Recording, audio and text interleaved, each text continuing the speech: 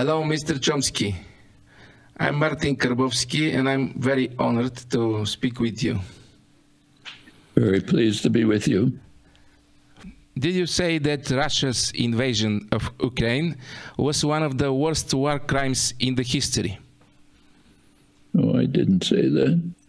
I said that it was a crime of aggression, the supreme international crime under international law, comparable to the U.S. invasion of Iraq, the Hitler-Stalin invasion of Poland, numerous other acts of aggression.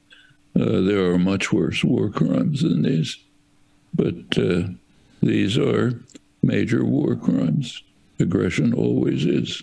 How long do you think this war will continue? Well, here we have to think it through carefully. There are plainly two options. Either there will be a negotiated settlement or there won't. That's logic. Can't debate that. If there isn't a negotiated settlement, there are, again, two options. One is the war will just continue, some form of stalemate. The other is one or the other side will capitulate. Let's consider that. Is there a chance that Russia will capitulate? It's very slight. Russia has the capacity, if it ever faces defeat, as the U.S. expects it to, plans, it can escalate to using conventional weapons to attack Kiev and Western Iraq, NATO supply lines, running into conflict with NATO, perhaps.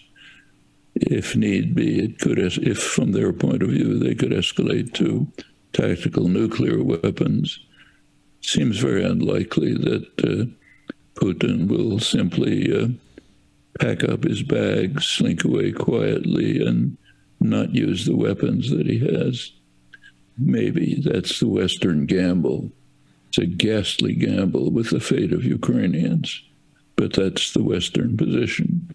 So it's possible, but you can estimate the likelihood. Is it possible that Ukraine will capitulate? Well, the United States can prevent that. The United States also has unlimited means of escalation.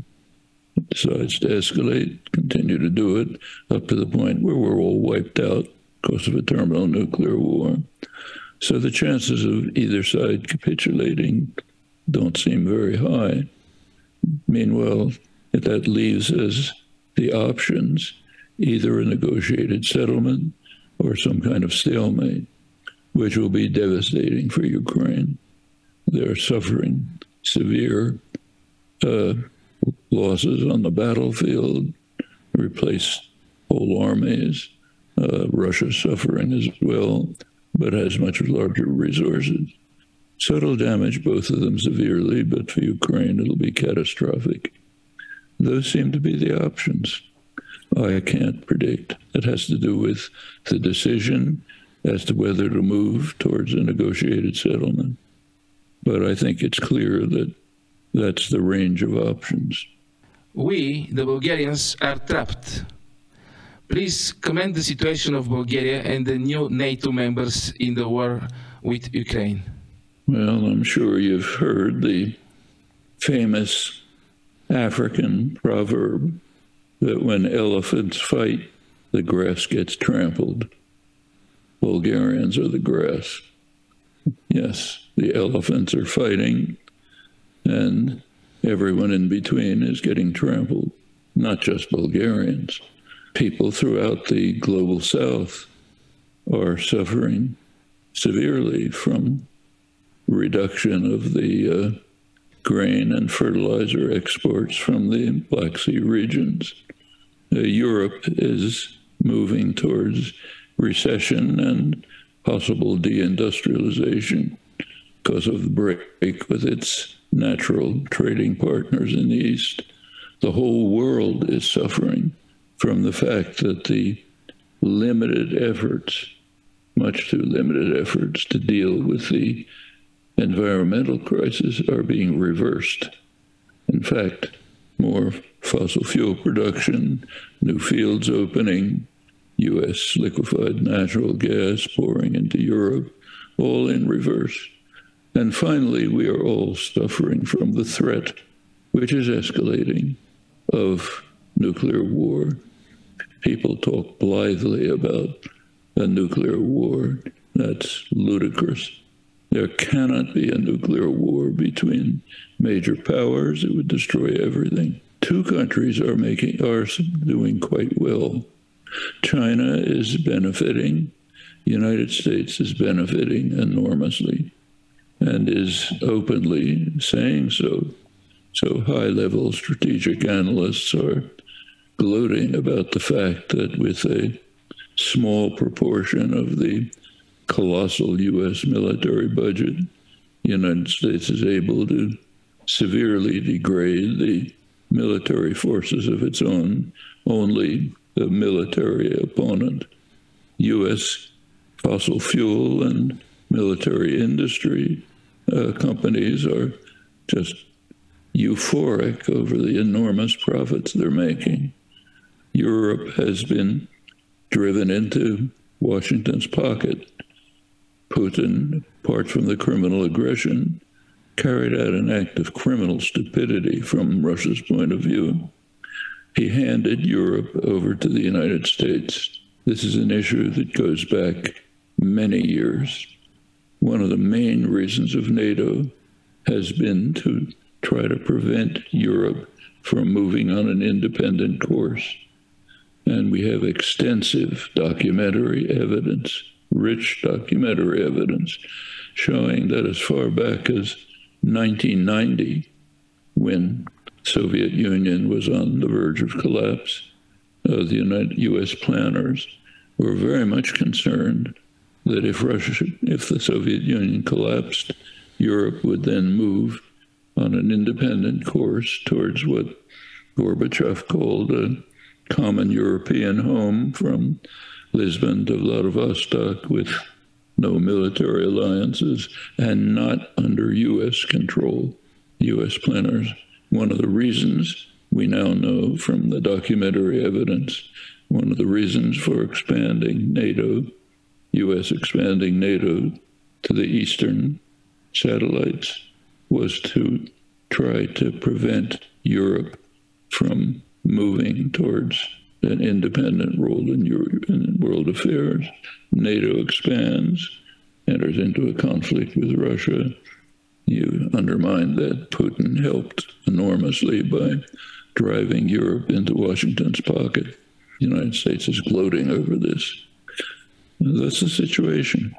Bulgaria, to go back to it, part of the grass that's being trampled. They say that Bulgaria is valuable for NATO. How much valuable?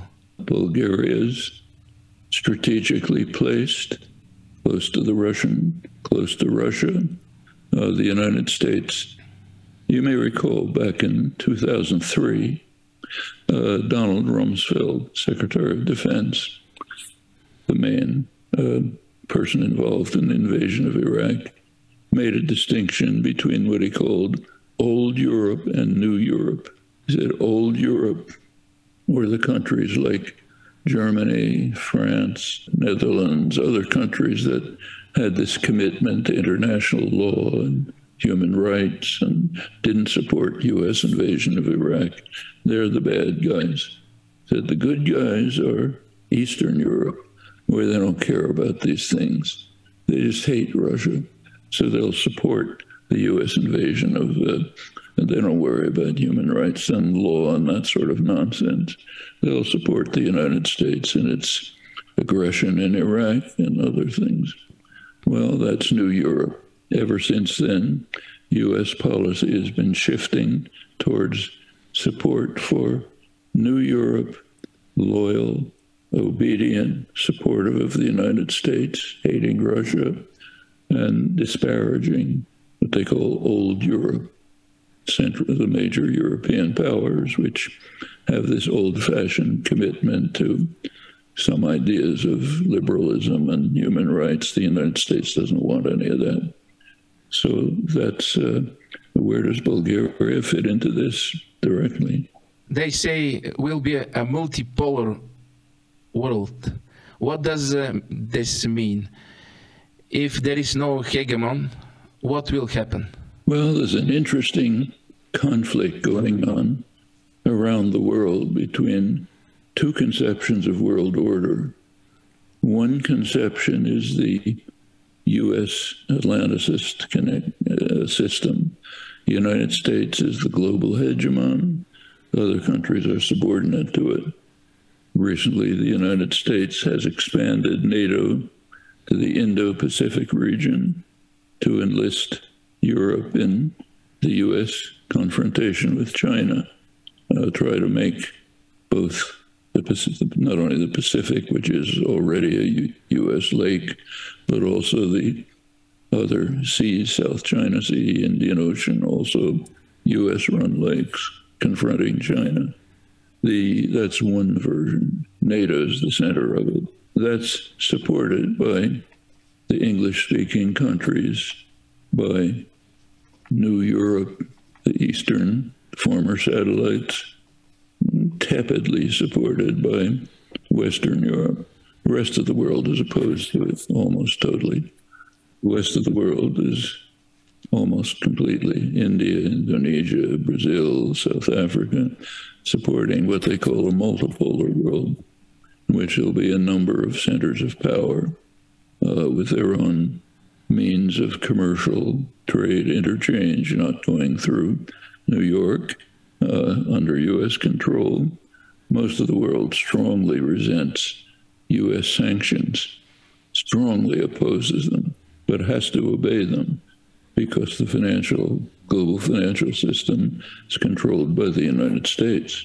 So if the U.S. sanctions Cuba today, the world's opposed, but they have to obey. Now, in a move towards a more multipolar world, they'll develop independent means of exchange. Maybe China and India through the rupee, Indonesia maybe through a BRICS currency if that develops. All sorts of other connections are developing towards a world that is not ruled by one superpower. The United States, of course, is strongly opposed to that and is trying extremely hard. In fact, the United States openly, publicly, no secret, is declaring economic war against China. U.S. official policy, I'll quote it, is to enlist Europe to prevent Chinese innovation. We have to prevent China from economically developing, and we have to draw Europe into this. Well, that's the United States is ringing China with what they call sentinel states, heavily armed with U.S. precision weapons aimed at China.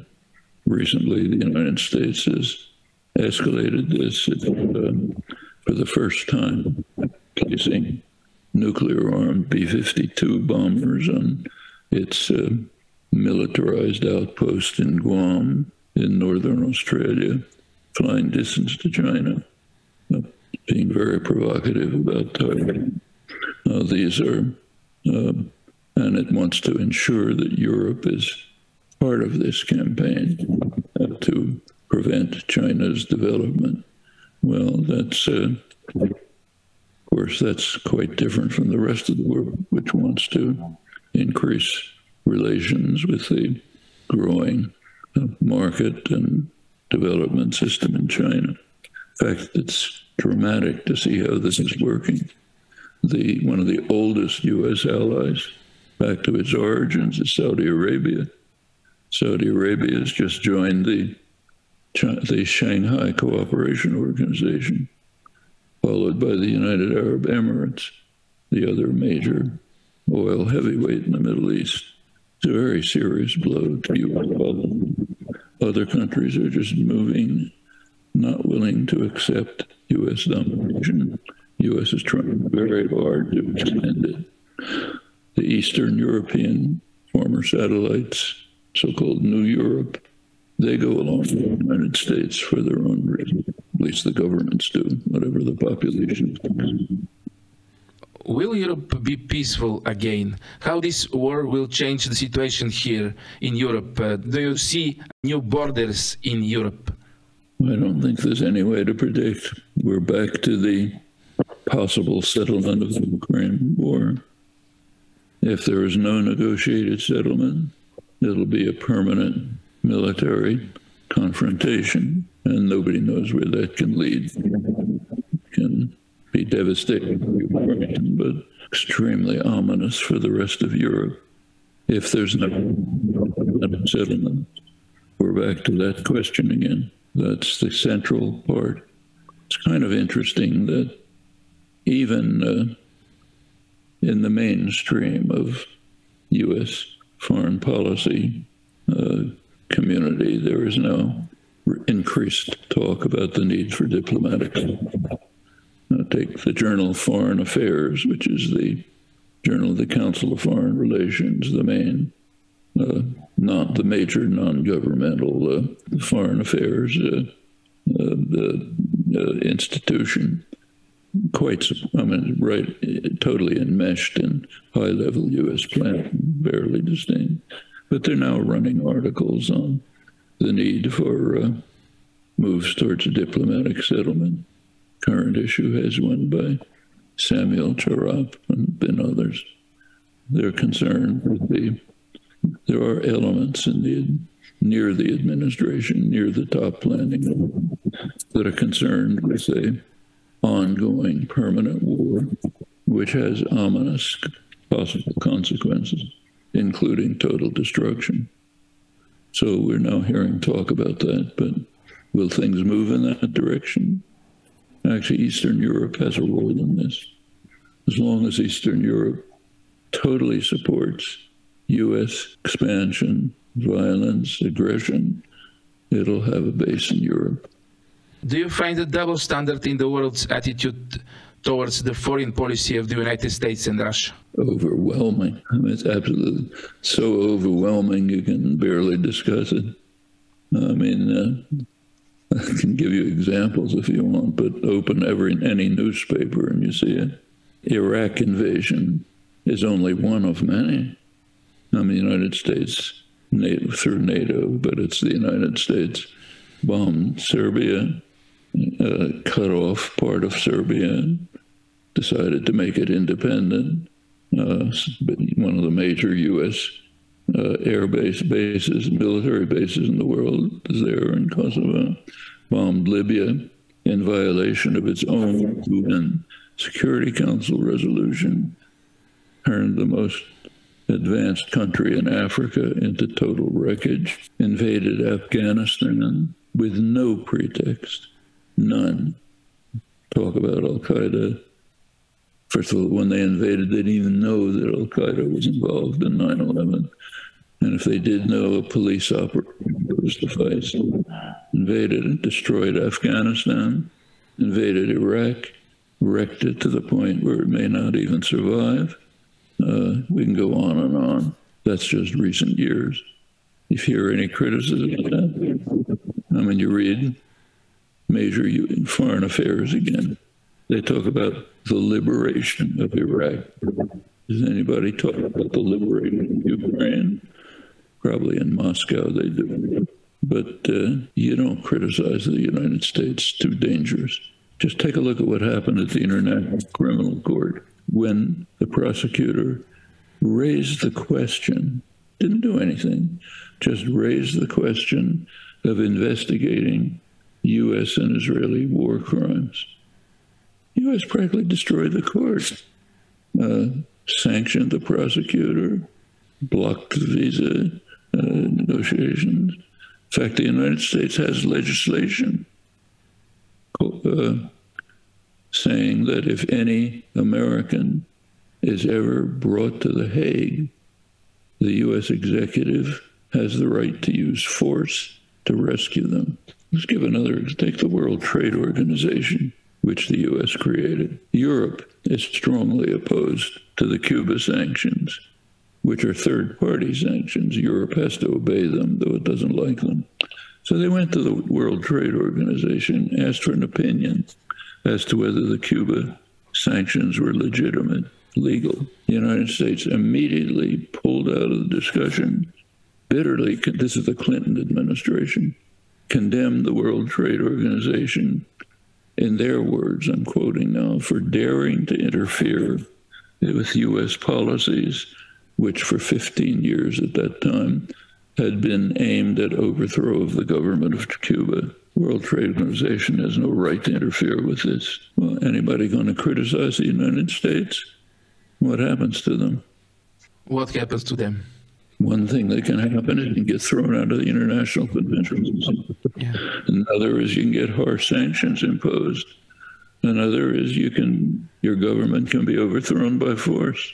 Iraq is a recent case. We're now coming to the 50th anniversary this September of the U.S. overthrow of the parliamentary regime and the democratic regime in Chile. For 50 years, Cuba still Chile has not overthrown the effect of that vicious dictatorship that was imposed. Here on Balkans, we don't want war, we want Europe. Why does Europe not achieve independence? And what you will say to the leaders of Europe? Well, this goes back right to the beginning of the Cold War, back to the late 1940s.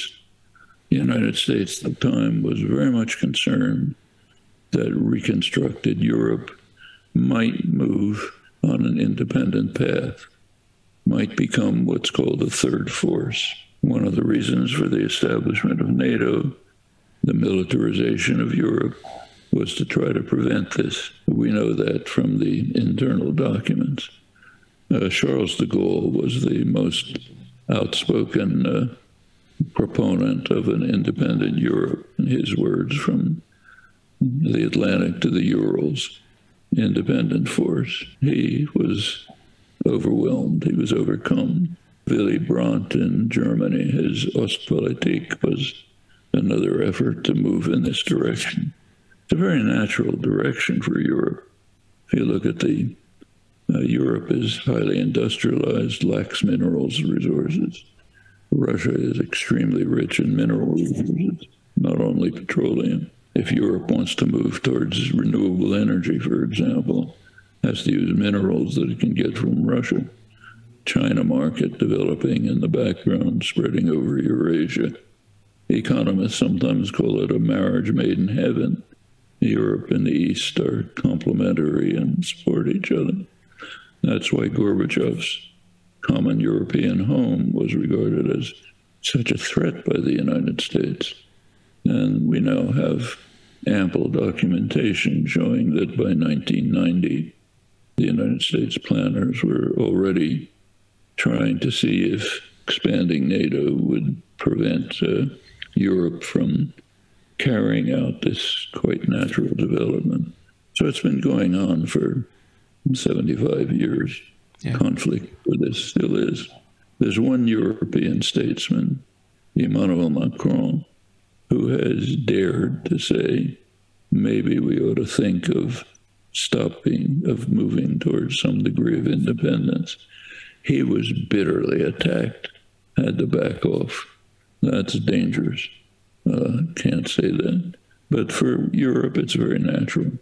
And unless Europe moves in that direction, it will probably move to deindustrialization and decline, as is happening right now. What do you think is the purpose of American foreign policy towards Bulgaria? Same as everywhere else, to ensure subordination to U.S. interests and policy goals.